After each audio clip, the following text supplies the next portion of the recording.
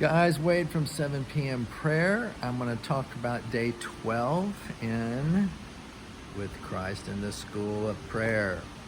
So today's one is kind of hinges around the story. Remember when the disciples were out trying to cast out a particular demon and they couldn't get it to happen? And Jesus kind of gives them the business about it, gets on to them, and talks about how this kind of only comes out through prayer and fasting.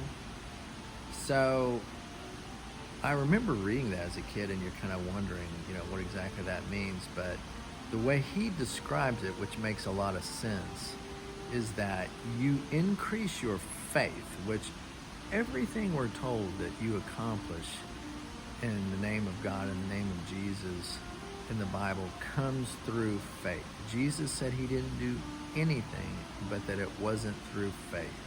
And in many cases, it even hinged on the other person's faith. So when you're praying for somebody, for yourself, for situations, whatever, it hinges on your level of faith. Well, how do you build your level of faith up? Through prayer, spending time with God.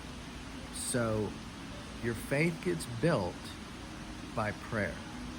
How do you make your prayer more effective? Through fasting. Not all the time.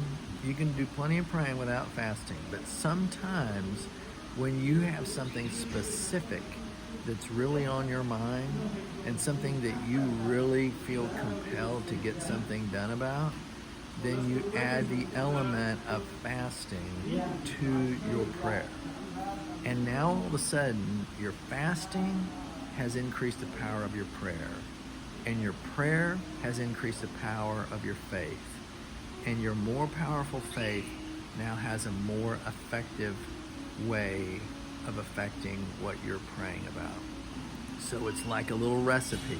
It's just like if you're baking a cake and you want to enjoy it, you put better ingredients in. You actually, from cooking, I realized you actually can put love into cooking. And if you put more energy into doing it right, then all of a sudden when it comes to the eating of it, it just naturally tastes better. I wish I could explain that, but I love to cook, and it really makes a difference if you put some love and joy into preparing that meal. So in this case, if you let God know how serious you are through fasting over specific situations, could just be a meal, could be a day, could be 3 days.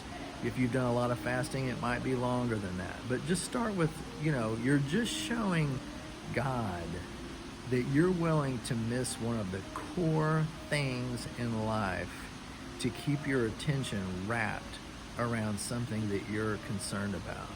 So your fasting is ramping up your prayer, and your prayer is ramping up your faith. And together, that all leads for you being a more effective person of prayer and power in your prayer because your faith has been built. So that was a lesson for day 12. 7 p.m. prayer tonight, guys. All Christians praying together. We want to see what would the world look like if all Christians, regardless of denomination, started praying together over important matters and just their family and friends, all together in unison at 7 p.m. I appreciate you guys.